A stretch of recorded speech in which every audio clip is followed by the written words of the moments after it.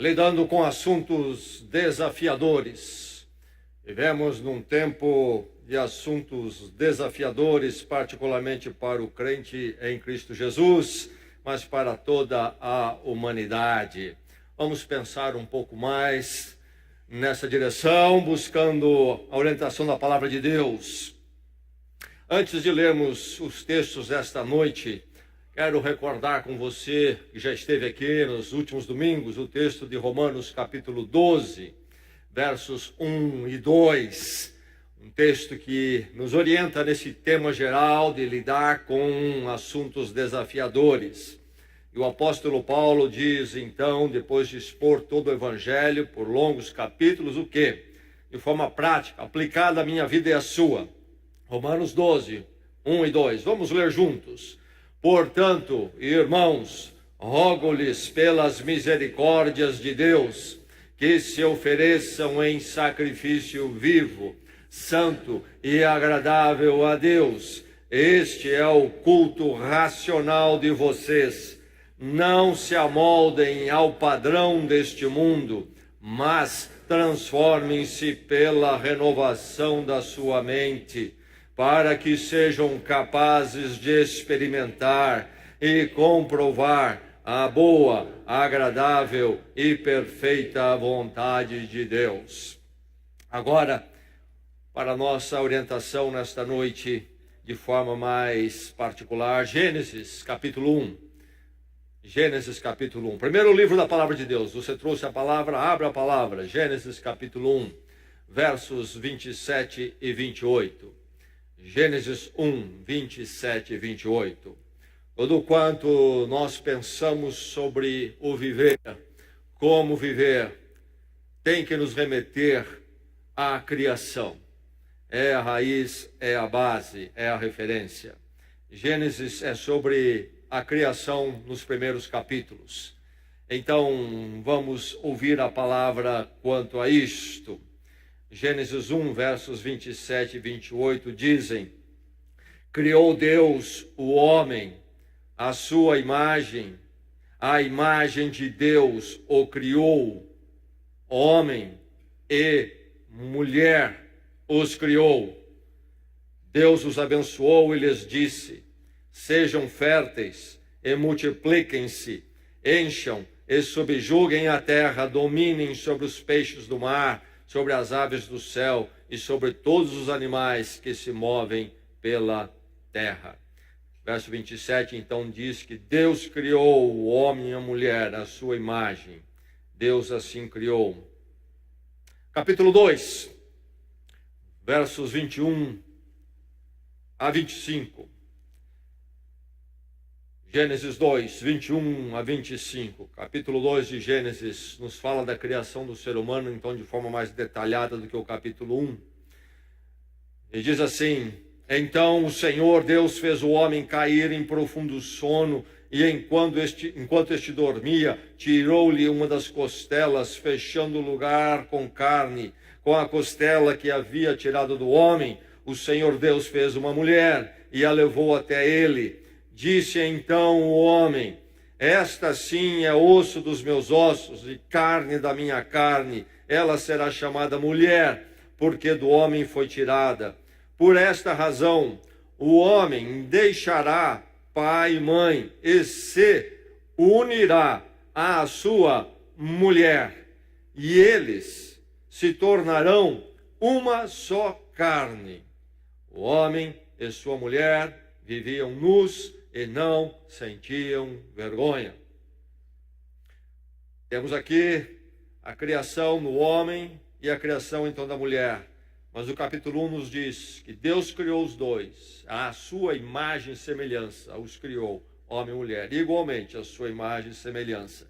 E diz aqui no capítulo 2, o homem deixará pai e mãe, e se unirá à sua mulher, e eles se tornarão uma só carne. E nessa condição não há o que se reprovar. Homem e mulher viviam nus e não tinham vergonha, não sentiam vergonha. Honrado. Ainda mais um texto, Romanos, agora no Novo Testamento, depois dos Evangelhos. Atos, e então Romanos. Mateus, Marcos, Lucas, João, Atos, Romanos, capítulo 1. Vamos ler um texto mais longo, uma exposição do apóstolo Paulo. Lemos já no capítulo 12, lá no final, aplicação prática, consequência prática. E aqui nós temos o capítulo 1, ele começando a estabelecer o fundamento de tudo, do que é o Evangelho, por que o Evangelho, por que Jesus Cristo veio, por que ele fez o que fez, por que ele morreu na cruz. Vamos ler uma parte então, começando com o verso 18, nós vamos até o verso 27. Diz o apóstolo Paulo: portanto, a ira de Deus é revelada dos céus contra toda impiedade e injustiça dos homens, que suprimem a verdade pela injustiça, pois o que de Deus se pode conhecer é manifesto entre eles, porque Deus lhes manifestou. Pois desde a criação do mundo os atributos invisíveis de Deus, seu eterno poder e sua natureza divina, têm sido vistos claramente, sendo compreendidos por meio das coisas criadas, de forma que tais homens são indesculpáveis, porque tendo conhecido a Deus, não o glorificaram como Deus, nem lhe deram graças, mas os seus pensamentos tornaram-se fúteis, e o coração insensato deles obscureceu-se. Dizendo-se sábios, tornaram-se loucos, e trocaram a glória de Deus, do Deus imortal, por imagens feitas segundo a semelhança do homem mortal, bem como de pássaros, quadrúpedes e répteis. Por isso Deus os entregou à impureza sexual, segundo os desejos pecaminosos do seu coração, para a degradação do seu corpo entre si. Trocaram a verdade de Deus pela mentira, e adoraram e serviram as coisas e seres criados em lugar do Criador, que é bendito para sempre. Amém. Por causa disso, Deus os entregou a paixões vergonhosas. Até suas mulheres trocaram suas relações sexuais naturais por outras, contrárias à natureza. Da mesma forma, os homens também abandonaram as relações naturais com as mulheres e se inflamaram de paixão uns pelos outros. Começaram a cometer atos indecentes, homens com homens, e receberam em si mesmos o castigo merecido pela sua perversão. Aí o apóstolo Paulo então vai mostrando, argumentando a decadência, a queda moral do ser humano. Mas quando chega no capítulo 3 de Romanos, ele chega à conclusão, ou ele vai concluir esse tópico da queda, da falha, do fracasso moral humano diante de Deus. E ele diz o seguinte, verso 21, capítulo 3, verso 21. Mas, depois dele falar de toda a decadência humana por nesses capítulos 1 e 2, parte do 3, ele diz: mas, agora então, novo tempo. Mas agora se manifestou uma justiça que provém de Deus, independente da lei, da qual testemunharam a lei e os profetas. Justiça de Deus mediante a fé em Jesus Cristo, para todos os que creem. Não há distinção, pois todos pecaram e estão destituídos da glória de Deus, sendo justificados gratuitamente por sua graça, por meio da redenção que há em Cristo Jesus. Deus o ofereceu como sacrifício para propiciação, mediante a fé, o crer pelo seu sangue, demonstrando a sua justiça. Em sua tolerância, havia deixado impunes os pecados anteriormente cometidos, mas, no presente, demonstrou sua justiça, a fim de ser justo e justificador daquele que tem fé em Jesus. Daquele que tem fé em Jesus. Verso 22. 3 diz: pois todos pecaram e destituídos estão da glória de Deus. Mas o verso 26 e os anteriores nos falam desta justificação graciosa que recebemos através do sacrifício de Jesus Cristo. Esta é a palavra do Senhor para a sua vida nesta noite.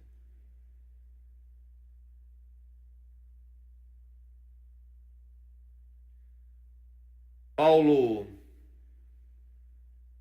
Volstead,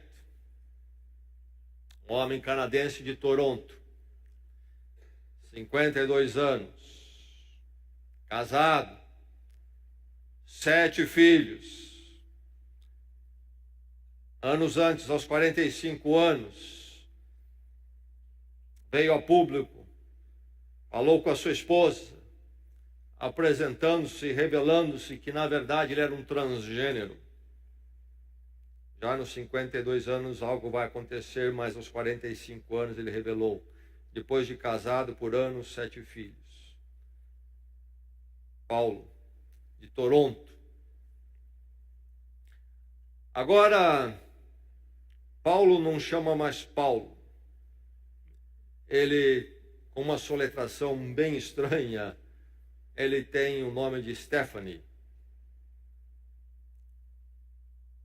Ele, aos 52 anos, disse e assumiu ser uma garota de 6 anos de idade.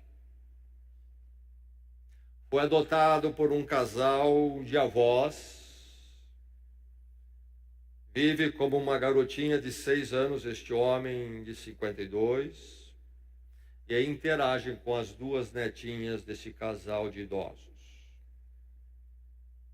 Agora é Stephanie, de 6 anos, o que era Paulo, de 52 anos. O jornal inglês, um dos jornais renomados da Inglaterra, The Guardian, trouxe a matéria com o seguinte título: por favor, amputem esta perna, ela não é minha. A história de um sujeito chamado Davi, ou David. Ele quer se livrar de uma de suas pernas.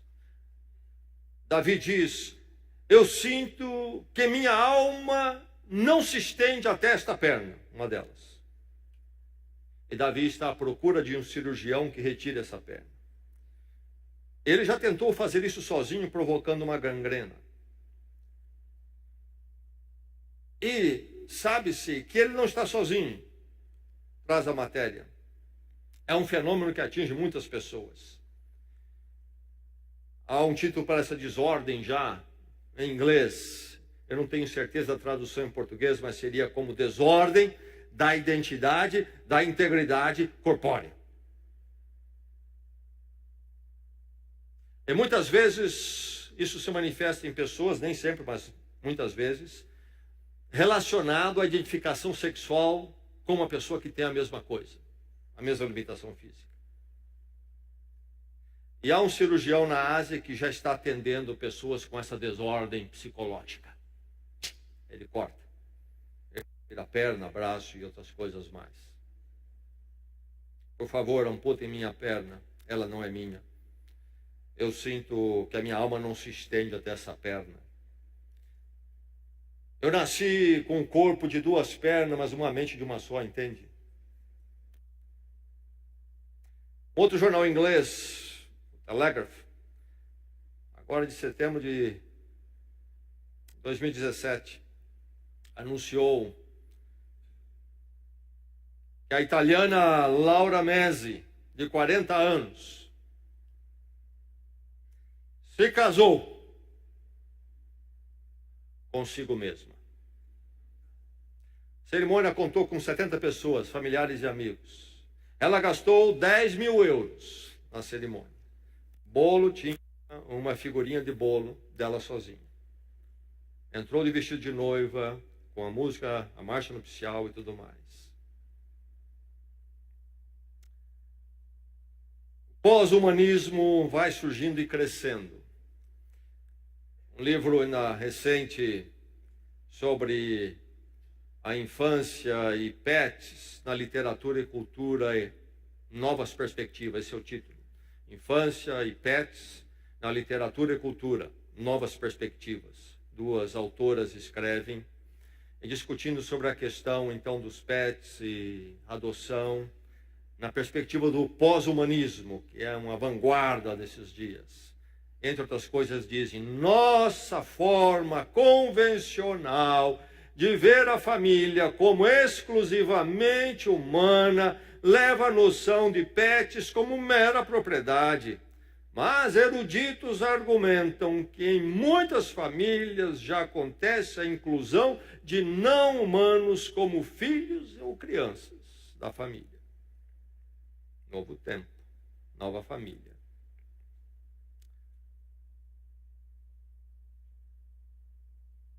Agora, recentemente, uma Corte de Justiça do Canadá foi anunciado que é legal atos sexuais de donos com seus pets. Aliás, foi a Suprema Corte do Canadá que votou isso, contanto que não envolva alguma coisa lá. Nesses dias nos dizem 56 categorias alternativas sexuais, para você escolher uma. 56, você pensou que era 2, 3, é 56. Um profeta desses novos tempos, um representante essencial do pós-modernismo, é um sujeito que é conhecido certamente muitos por aqui, pelo menos por nome, Foucault. Michel Foucault, falecido em junho de 84. Autor de livros que estão nas livrarias no Brasil, no mundo todo. Ele é ícone nas universidades, do pensamento humanista pós-moderno nas universidades dos nossos dias. Os professores dos nossos filhos vão para universidades aí, os professores são formatados por muito que Foucault disse ou pensava e passam para os jovens da nossa igreja que estão indo para lá. Foucault teve uma infância difícil, conturbada com seu pai. Ele vem a se tornar depois homossexual e outras coisas mais também de práticas que nós não concordaríamos na sua vida. Mas foi um professor em algumas universidades, requisitado, reconhecido, autor de muitos livros, como eu disse, bem vendidos e achados nas livrarias, lido nas universidades. Num dos seus livros ele diz o seguinte: a todos os que pretendem ainda falar do homem de ser humano, a todos os que pretendem ainda falar do homem, a todos os que ainda formulam questões sobre o que é o homem em sua essência, a todas essas formas de reflexão canhestras e distorcidas, só se pode se opor um riso filosófico. O homem é uma invenção cuja recente data a arqueologia do nosso pensamento mostra facilmente. Então, ser humano, ele diz, foi uma invenção recente de nós mesmos na história da humanidade. Não existe tal coisa como ser humano como nós pensamos. O que está acontecendo com o mundo?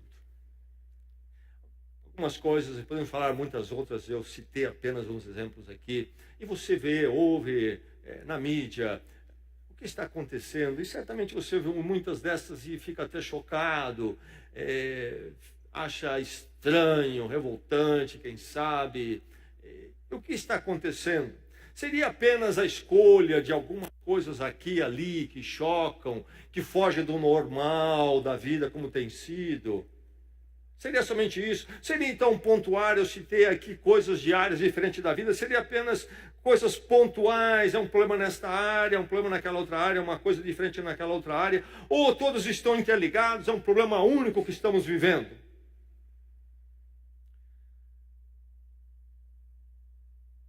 Quero propor para você nesta noite que é um grande desafio para o seu coração, e a palavra de Deus que nós lemos em Gênesis e depois em Romanos, fala a você, discípulo de Jesus Cristo, e você que não é ainda aqui nesta noite, que há sobre você uma luta, uma afirmação que precisa ser feita e abraçada por você.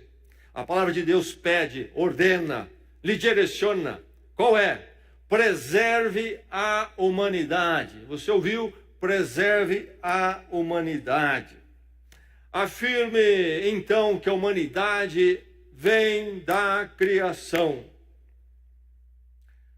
Quando você vive esses dias de tantas mudanças, tantas coisas estranhas, entenda o seguinte: o problema não é o que você está vendo, isso são sintomas, são coisas já consequentes. Há o problema real subjacente. Qual é?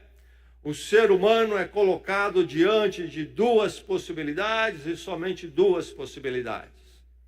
Ou tudo que nós conhecemos, e então, inclusive, de uma forma peculiar, segundo Gênesis, tudo foi criado, é uma criação, uma obra de Deus intencional e planejada por Ele. Ou esqueça tudo isto e vá para a segunda possibilidade. Tudo que você vê, inclusive o ser humano, é simplesmente um acidente que aconteceu, ainda a ser explicado. Há diversas tentativas, mas agora, ultimamente, bate-se numa coisa, segundo as últimas teorias científicas, chamada Big Bang, e a questão como é que fica depois do Big Bang, enfim. Há uma discussão aí para termos numa outra data. Mas, então, esqueça qualquer ideia de criação, planejamento, intenção de Deus. E entenda que tudo isso surgiu sozinho, de uma forma inexplicada, e é um acidente que veio a ser, inclusive o ser humano, inclusive você. Duas possibilidades subjacentes, na raiz, na fundação de tudo mais que vai se formular posteriormente em cima disto. Quem é o ser humano, como ele deve viver, como é que é o seu comportamento e daí por diante. Todo mais depende do que está embaixo e que sustente. Se então não há criação, não é o caso da criação, então ficamos com esse negócio aí, ó, acaso, disforme e entregue a qualquer coisa. Mas essas duas possibilidades estabelecem duas condições. Se o ser humano e o mundo, o universo, então, é uma criação de Deus, o ser humano é um ser dependente. Ele não é independente e nem autônomo. Ele é dependente. Inclusive, para definir a si mesmo. Porque a definição dele, sendo ele uma criação de Deus, vem de quem o criou, e não dele. Mas se não é a criação, e ele não é independente, então, ele é um acidente do acaso, e ele é autônomo. Ele faz o que quer com o que ele quiser. Não há nada que o restringe. Ele se ajunta e faz o que quer. Ou sozinho, ou no ajuntamento social. E aí, há duas consequências. Dessas duas condições, independente ou independente, em cima de ser criado ou ser um acidente, há duas consequências. Ou a realidade e o ser humano, então, é definido, porque alguém assim fez, ou então é tudo indefinido, inclusive o ser humano.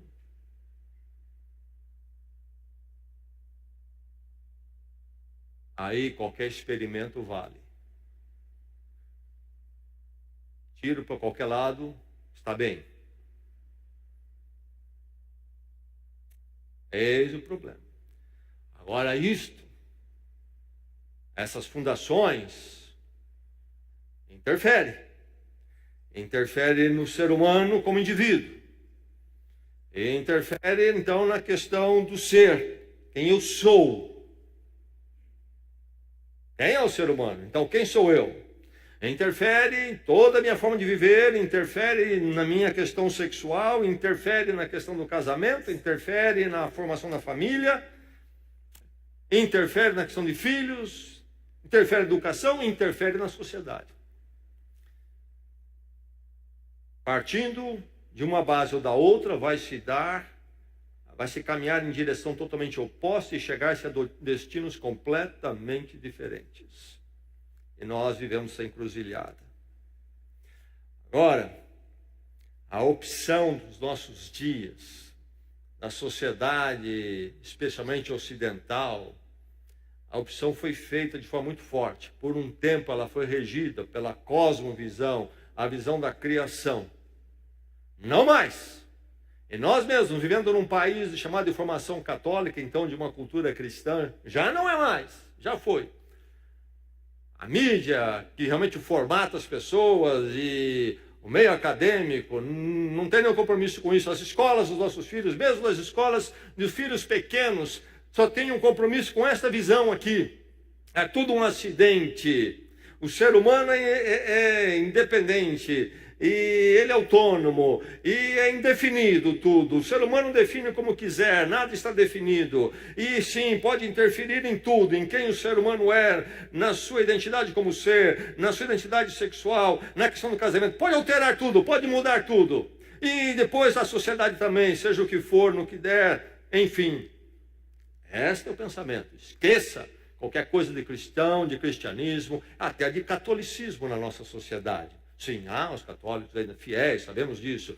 Há nesse chamado movimento evangélico também uma distorção muito grande, mas há os evangélicos fiéis. Mas a grande maioria, e aqueles que estão no controle da informação, não tem nada a ver com a visão cristã, seja numa vertente evangélica, seja uma vertente católica romana. Então, qual é o alvo hoje? O grande alvo no ar, usando esses sintomas e manifestando-se nesses sintomas, eu citei apenas alguns aqui, é desconstruir a criação de Deus. Esse é o grande termo filosófico, desconstruir. E tudo então pode ser reconstruído conforme o ser humano quer, porque ele é um acidente, ele é indefinido, ele é autônomo e ele faz o que quer. Então, tudo o que nós recebemos é dito o quê? Esse é um pensamento conservador, é um pensamento tradicional. Vocês conservadores querem manter as coisas como sempre foram, não querem voar pela inteligência e criatividade humana e liberdade humana, autonomia.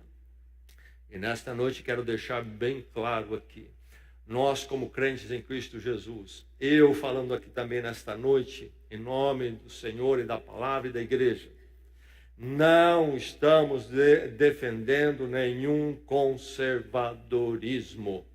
As coisas não são corretas ou erradas.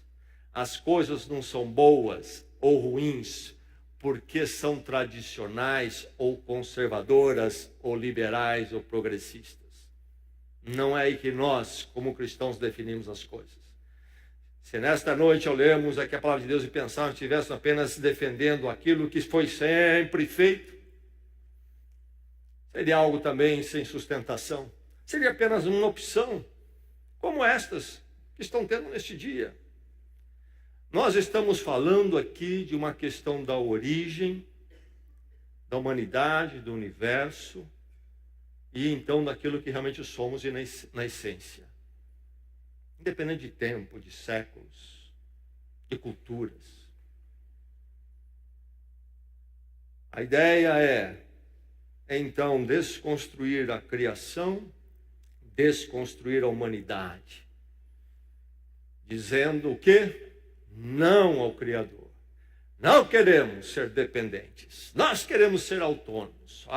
Quando a serpente vem falar com Eva no Gênesis, qual é a proposta da tentação? A maçã? Não é maçã, porque a maçã não está lá. É um fruto? Mas não é o fruto. A palavra é sutil. Deus sabe que no dia em que vocês comerem deste fruto, que Ele disse para vocês não tocarem, vocês serão como Deus. Autônomos. Deus disse, não toca no fruto. O resto pode tocar. Explorem, criem, inventem. Use a matéria-prima.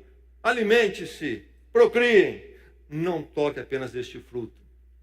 há uma expressão concreta da dependência. O fruto em si não era importante.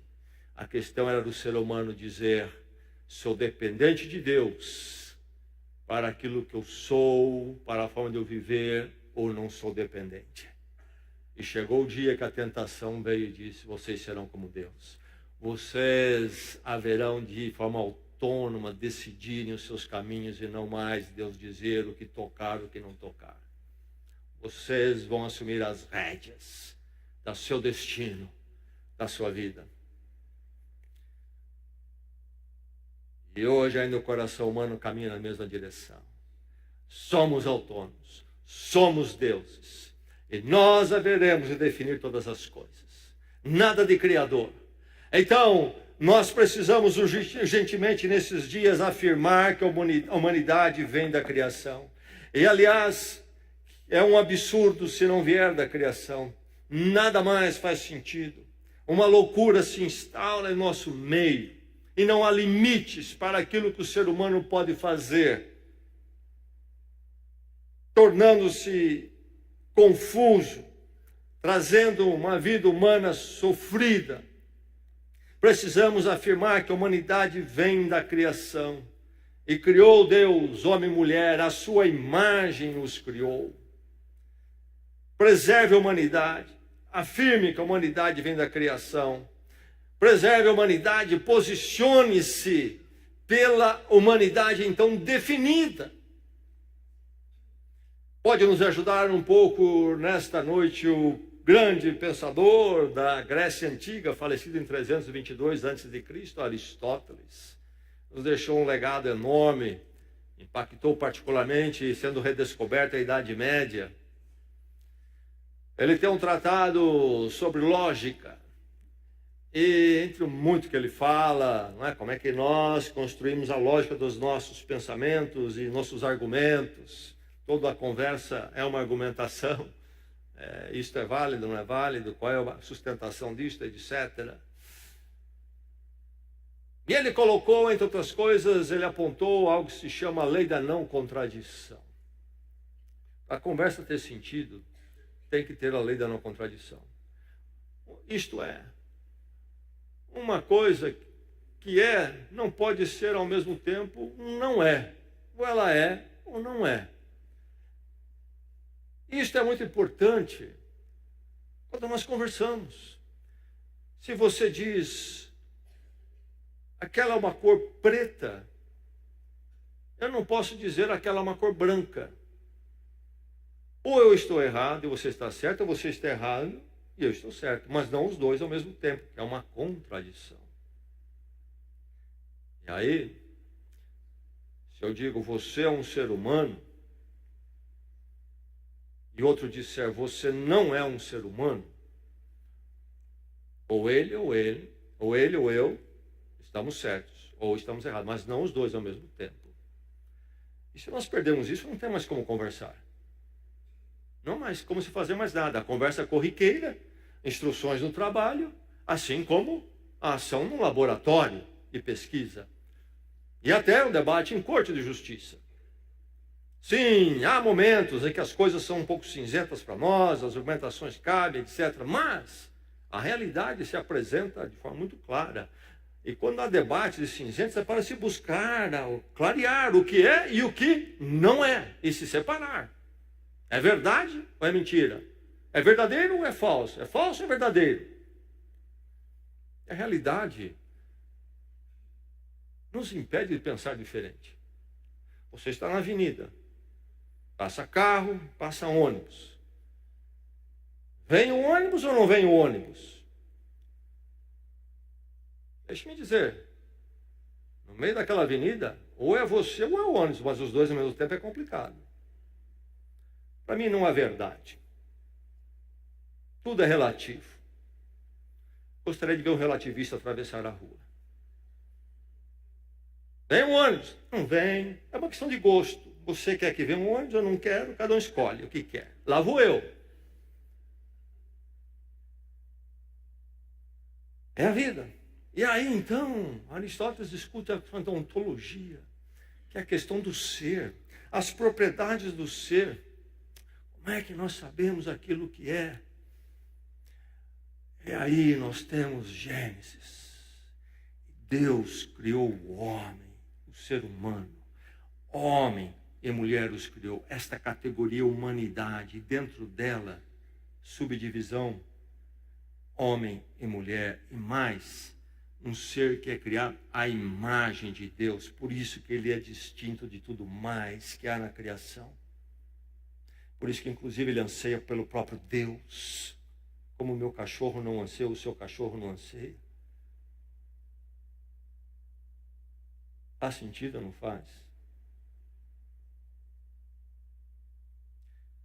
O ser humano, como uma categoria definida. Então eu sei o que é o ser humano. Eu sei o que é a humanidade. Pela criação, eu separo muito bem essa cadeira da humanidade. Eu sei o que é o ser humano. Eu sei que o ser humano criado jamais poderia cortar uma perna se ele tem duas. Deus criou com duas. Sim, há seres humanos por diversas razões que podem não ter uma perna. Mas isto foi em função de alguma anomalia no processo. Ele continua a ser humano porque potencialmente seria então um ser com duas pernas. Mexe com o físico, mexe com a minha identidade quanto ser, então com a minha forma de viver, etc. A verdade é que a partir da criação, homem e mulher, humanidade, é tudo definido, é uma categoria, podemos dizer, isso é uma vaca, isso é um ser humano, isso é um cachorrinho, este é um ser humano, este é um homem, este é uma mulher, esta é uma mulher, este é um homem, e separamos tranquilamente, está definido. Assim como a prática sexual, lemos em Gênesis, os dois serão uma só carne, viviam juntos, o matrimônio, passa a ser definido a partir da criação. Matrimônio não é algo que nós vamos fazer o que nós quisermos com ele, e nem sabemos mais o que é, porque é tudo indefinido. Não sabemos se estamos em pé ou de ponta cabeça. Não, a partir da criação tudo tem um nexo, um sentido. Não é aleatório, não é informe. Sei o que é uma família, sei o que é filho, sei o que é educação de filhos. Então, preserve a humanidade, como posicione-se pela humanidade definida, afirmando que é uma criação. Ou então você vai entrar em grande confusão e nada vai contribuir para esses dias de trevas e trevas profundas. O rolo compressor do politicamente correto, de querer ser da moda e da onda, vai levar você como um rodo levando toda a enxurrada, e você vai junto, a não ser que a sua mente seja iluminada pela palavra de Deus. Preservar a humanidade, afirmar que a origem dela vem da criação, e em cima da criação é que ela é construída, definida, e então posicionar-se pela humanidade definida.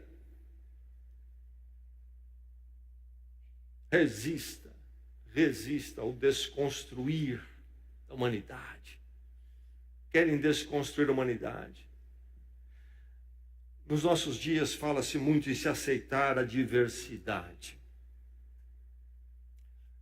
E aí soa bonito, porque parece que se trata de algo muito caridoso e misericordioso, nobre. Porque está falando de se aceitar a diversidade. Mas tome cuidado, porque o raciocínio é traiçoeiro, é um truque. Quando discutem aceitar a diversidade dos nossos dias, eles estão falando não existe humanidade, como nós pensamos de criação. Há apenas uma diversidade. Eles estão afirmando não a humanidade, mas a diversidade. Não a humanidade como uma categoria criada, definida, estabelecida. Não, estão afirmando algo que é aleatório, então diversidade. Não há humanidade como nós pensamos em termos da criação. Criou Deus, homem e mulher. A ideia é desconstruir a humanidade para eliminar limites. Não há diversidade, não há unidade da humanidade criada por Deus definida. Não, há diversidade ilimitada. Podemos fazer o que nós quisermos, sexualmente e tudo mais. E aí, então, eles usam. É interessante, fizeram algo muito astuto. Tomaram a questão, aquilo que o cristianismo deu e todos nós aceitamos, porque é tão natural a partir da visão da criação, de que a humanidade é uma só. Tem aqueles da pele escura, a pele branca, a pele amarela, a pele vermelha, mas somos todos criados à imagem de Deus, igualmente dignos, isto é, pela criação, a dignidade é inerente a nós. E não importa se nascemos no continente americano, no continente africano, europeu. O cristianismo nos deu essa verdade. Então houve a luta para se eliminar o preconceito, isto é, eu ter um conceito antecipado de que a pessoa é indigna pela cor da pele, mas é um conceito antes, porque nem via a ação, o comportamento moral dela, somente pela cor. É realmente um preconceito. E aí, sutilmente, colaram isso na questão sexual. E começaram a chamar de preconceito. Se você, por exemplo, tem um posicionamento que não concorda com a homossexualidade. Mas isso não é um preconceito. Isso é um pós-conceito. Minha posição é contrária a um comportamento demonstrado, que eu entendo a partir da criação não ser correto. E em cima dessa carona, como ninguém vai se apresentar como preconceituoso na área humana, racial, etnográfica, colaram aí a sexual e num embuste, tornaram-nos impotentes de dizer, olha, não concordo com tal prática sexual. Preconceituoso. Você é igual àquele que não aceita outro de uma cor de pele diferente. Duas coisas são totalmente distintas. Foi uma coisa desonesta que fizeram. É o discurso pós-moderno, então, mas o discurso bíblico. Criou Deus, homem e mulher, à sua imagem. Uma humanidade, uma unidade. E dentro dela tem uma diversidade igualitária, todos criados à imagem e semelhança de Deus. Porque nós cremos que a humanidade é uma só, é uma categoria só, igualmente criada à imagem e semelhança de Deus, nós podemos afirmar o valor de cada pessoa, seja qual for a origem étnica dela. Todos são dignos. Existe o desconstruir da humanidade.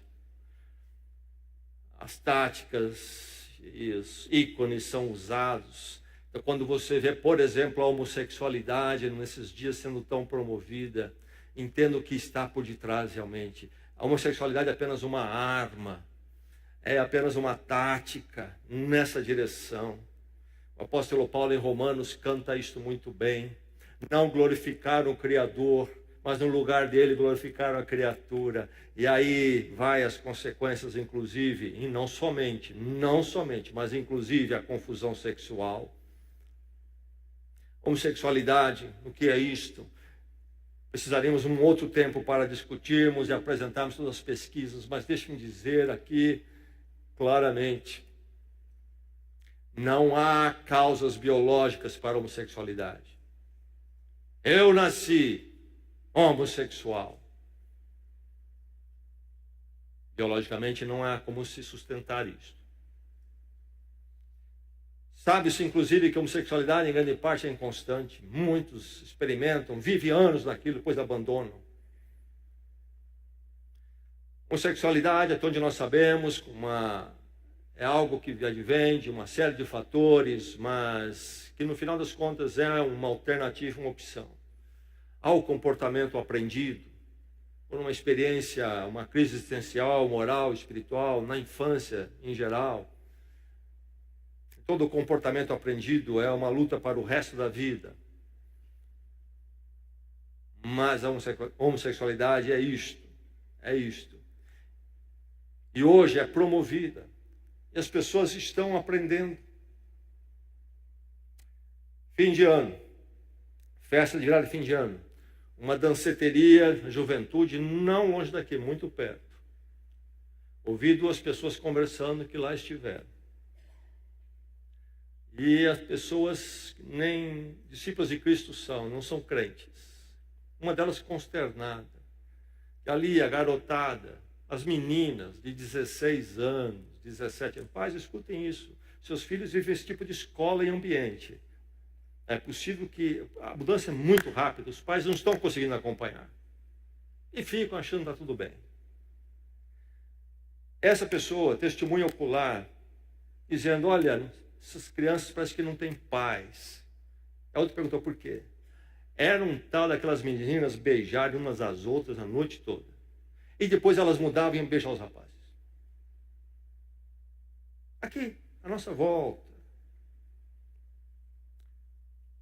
O comportamento está sendo instigado. Você precisa experimentar, você precisa fazer. E para o ser humano aprender algo assim, é rápido, é rápido. E aí, com experiências traumáticas, abusos e outras coisas mais que às vezes o ser humano experimenta, coisas cruéis, e que leva ele a uma grande confusão e dificuldade nesta área. Transgênero, problema seríssimo. A história de Walt Heyer. Era um garoto normal, até que a sua avó concluiu que ele queria ser uma menina. Conforme a narrativa que ele faz sobre ele mesmo, um livro dele, chamado Trocando Minhas Tristezas. Creio que não tem em português. Daí foi. A vida dele virou um desastre. Casou-se depois, era um engenheiro, no fim abandonou o casamento e tudo, não sou homem, sou mulher, foi para a cirurgia, e aquela coisa terrível, uma vaginoplastia foi realizada. Ele depois em crise muito grande, crise inclusive com drogas, ele se converte. Chega a um acerto consigo mesmo, a partir da paz com Deus. Se converte, abandona a identidade feminina, lamenta a cirurgia feita. Mas agora, diz ele, tenho paz e direção na minha vida. Era, depois não é mais, entendeu? E hoje vivemos esse negócio na mídia terrível. Aliás, o Conselho Regional de Medicina agora, em fevereiro de 2018, reunido, publicou um manifesto. Vieram na Assembleia ali, fizeram um manifesto. Manifestou-se sobre a saúde mental da criança e adolescente, dizendo, não façam isso com as crianças, não entrem nesse negócio de educação de gênero com elas. Deixe-as viver o que elas são, com seu gênero, identidade, etc. Há todos esses trabalhos no ar que são resultantes destas duas visões diferentes de criação, o acidente da humanidade. O feto, então, também já não é mais pessoa. Discutiu-se há muito tempo que o feto não era um ser humano, aí logo os abortistas perceberam, isso na discussão nos países aí de primeiro mundo, perceberam que essa discussão eles iam perder, não conseguiam ganhar. Como estabelecer onde começa o ser humano? Aí começaram com uma discussão séria do biológico, foram para o filosófico. Não, um feto, um bebê lá no útero, com 6 meses, 7 meses inclusive, ele é um ser humano. Com 2 meses também é um ser humano, mas ele não é uma pessoa. O truque, o rótulo.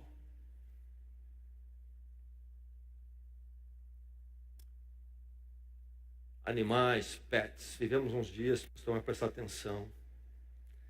Saindo do restaurante do dia, vi uma mulher sentada, uma senhora e um cachorro no colo, e passando a vir falando com o cachorro. Me chamou a atenção.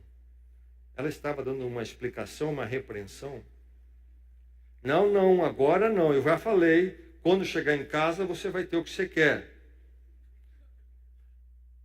Me impressionou, e como eu disse isso muitas vezes para as minhas crianças, e minhas crianças sempre respondiam. Eu até parei para ver se o cachorro ia responder. Agora vai falar alguma coisa com minhas filhas, vai ser interessante isso. Um cachorro diferente o dela, entende todos os conceitos, abstrações da fala. Quase fala. Como nós, ou não, criou-os à sua imagem. Quem pode fazer o que nós fazemos, a não ser a humanidade? É preciso tomar todo cuidado. qual é o tipo de relacionamento que estamos tendo com os nossos animais, né? Cresci com cachorrinhos em casa. Até pouco tempo eu tinha cachorro em casa. Mas o cachorro não é meu filho. Nunca foi. Ouvi já de crente. Cachorro também é filho. Deu uma vontade de perguntar: o que isso me diz sobre você? Cachorro é cachorro. Criação de Deus também. Haveremos de ser cruéis e gratuitos com animais? De forma nenhuma. Sabemos que cachorro tem sensação, sentimentos, dor. Tive meus cachorros, gastei dinheiro com eles, levando para veterinário, não é? Já foi mais barato ter cachorro antes dessa onda de veterinário. Hoje tem que tratar para tudo. Enfim. Cuidado com o relacionamento com pets. A Corte canadense já aprovou relacionamento sexual. A humanidade é desconstruída. Quem é ser humano, quem não é? Pós-humanismo, eu li o livro, parte do livro aqui, não é verdade?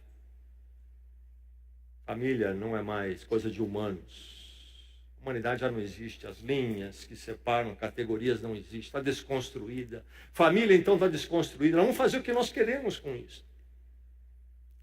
Que absurdo. Verifique que você nunca tem um pet para substituir um relacionamento humano. Nunca, nunca faça isso, substituir um relacionamento humano por um pet. E o que está se fazendo de forma comum? Sim, podemos ter um pet, ele tem o seu lado relacional, mas nunca poderá ser um relacionamento humano. Nunca será substituição de um ser humano. E, inclusive, fala-se da conveniência do relacionamento humano. Um antropologista israelense, Daphna Shir-Vertesh, disse o seguinte, que os animais hoje são apreciados porque são pessoas flexíveis ou commodities emocionais. Os pets são pessoas quando nós queremos que eles sejam pessoas. E se nós nos cansamos deles, ou eles criam uma tensão para nós na família, na nossa vida, um incômodo, como quando nós mudamos de casa, eles já não são mais pessoas, são cachorros. E descartamos. Nós não queremos relacionamento com os filhos, queremos com um cachorro.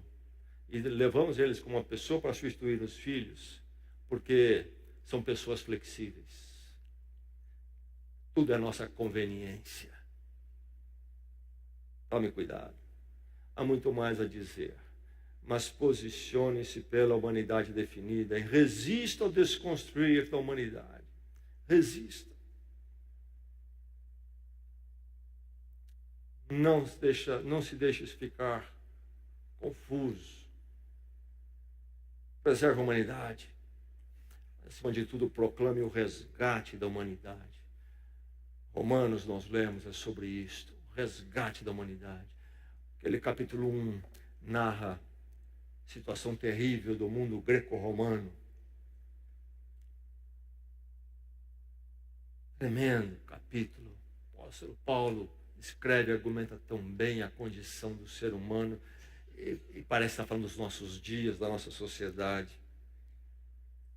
Mas Romanos não é sobre a condenação. É sobre a condenação, mas para falar da redenção, do resgate. A luta contra Deus e do ser humano ser autônomo é histórica, não é dos nossos dias. Vivemos um tempo um pouco diferente por poucos séculos com a influência cristã na cultura. Mas no Velho Testamento nós já lemos sobre os povos que interagiam com o povo de Israel, culturas, valores, ser conhecimento de Deus eterno, Criador, e então que tinham comportamentos terríveis.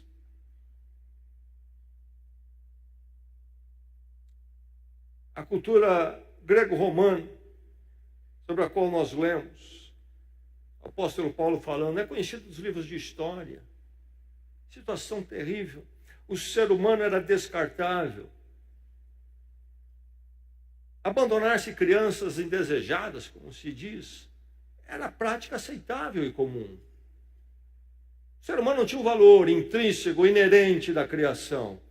Todos contam, todos têm valor igual, todos são dignos. E outras coisas mais. Por isso Paulo canta em Romanos, quão escura era a situação ali. Deixando de glorificar o Criador, glorificar a criatura, e daí para frente é só descer a ladeira. Perdido nas trevas, todo tipo de coisa. O que a sociedade quiser, ela faz. O que é certo é hoje, pode ser errado amanhã. O que diz ser hoje pode não ser amanhã. Tudo é aberto a um experimento. A humanidade está entregue aí às tendências e modas que vierem, qualquer coisa. Essa coisa é antiga, essa luta é histórica. Faleceu em 415 na antiga Grécia, a Grécia filosófica, Protágoras, um sofista, e foi ele que disse a célebre frase: o homem é medida das coisas que são enquanto são, daquelas que não são enquanto não são. Isto é, o homem é medida. O que é, o que não é, o ser humano define isto. Outros filósofos que vêm depois, particularmente Sócrates, vêm para combater esse relativismo, que percebeu que a coisa era complicada. Nós revertemos, nós vivemos esses dias hoje. É o dia sofista.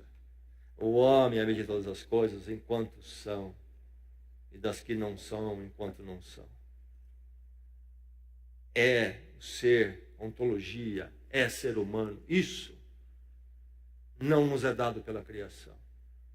Isso será nos dado por aquilo que o ser humano mesmo quiser. Por isso desconstrói, faz e muda tudo.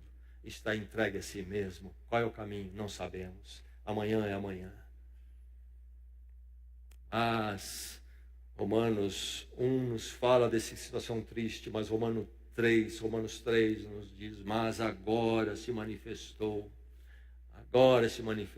em Cristo Jesus um novo tempo, uma esperança. Podemos ser justificados diante de Deus e sermos transformados e mudados. Mas o capítulo 3 diz também, depois de lermos os outros capítulos, capítulo 1, que a humanidade realmente tem errado. O apóstolo Paulo, inclusive, cita o problema da homossexualidade, mas ele diz o quê? Diz no capítulo 3, 2 vezes: todos pecaram. Nós seremos tradicionalistas, conservadores, se nós dissermos que a homossexualidade é o erro, é o problema. Esse é conservador. A Bíblia diz: há muitos erros, há muitas coisas reprováveis diante de Deus. A homossexualidade é uma delas. O seu erro, que não é homossexualidade, é igualmente reprovável diante de Deus. Todos pecaram, diz, e destituídos estão da glória de Deus, estão à parte da glória de Deus. Por isso a situação que vivemos. E vem a redenção em Cristo, que é para quem? Vem amando o homossexual, vem amando a você que talvez é desonesto, a você que tem andado pelos caminhos tortos dos negócios, a você que tem mentido, a você que não tem sido o marido que deveria ser, a esposa que deveria ser. Deus em Cristo vem para mudar a todos. Você que está com problema de um vício, vem para mudar você. Você que é cheio de orgulho, igualmente a redenção em Cristo é para você também. Você que está cheio de inveja, você que é escravizado pelo consumismo, a redenção em Cristo é para você também. Todos precisam. Todos os males. E Deus nos resgata onde nós estamos. De nossas tendências, nossos interesses. Seja alguma questão na homossexualidade, seja alguma questão na sexualidade em outra direção, seja uma questão na área das finanças, seja uma questão na questão do falar, ou na família. Deus nos alcance em amor. Todos nós igualmente, diz. Sim, seu coração tem essa tendência. Você tem uma atração por isso. É forte em você, talvez porque você viveu muitos anos nisso. Mas o poder da cruz pode libertá-lo e você não precisa ser escravo disso. Deus ama todo pecador, seja qual for o erro. Há esperança para todos nós. Salvação é para todos. E aí o resgate nosso como a criação de Deus, dependentes dele, viver para ele, encontrar o sentido da vida, encontrar a resposta do anseio pelo eterno, no perdão, na justificação que vem para nós gratuitamente em Cristo. Ele na cruz tomou sobre ele todos os pecados, todos os erros, e ali há poder para perdoar gratuitamente, justificar diante de Deus e libertar para uma nova vida com Deus agora e para sempre. É preciso preservar a humanidade conforme a criação de Deus. Isto passa por Jesus Cristo e pela cruz. Que noite abençoada para todos nós aqui. Que o Senhor abra as nossas mentes. Possamos entender o dia que vivemos. Onde está a humanidade em relação a Deus? Que caminhos estão buscando? Que fundamento estão abraçando? E possamos discernir e separar, e a luz do Senhor brilhe para nós, e a redenção de Cristo chegue a cada um de nós. Vamos orar.